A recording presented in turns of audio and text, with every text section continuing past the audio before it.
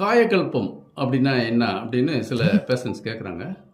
காயகல்பம் அப்படின்னா சித்தர்களால் உருவாக்கப்பட்ட உடலை உறுதியாக, இரும்பாக, எந்த விதமான நோய் நொடி இல்லாமல் ஆரோக்கியமாக வாழ்வதற்காக சித்தர்களால் கண்டுபிடிக்கப்பட்ட அற்புதமான ஒரு மூலிகை தான்.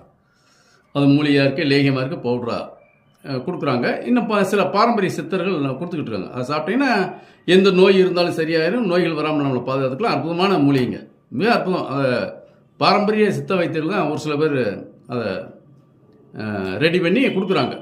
அதை கண்டுபிடிக்கணும்.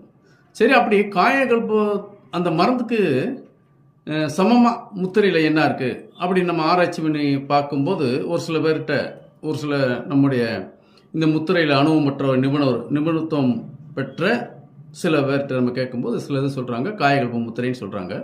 எப்படின்னு கேட்டிங்கன்னா, உங்களுடைய பெருவரில் இந்த மாதிரி வச்சுக்கோங்க.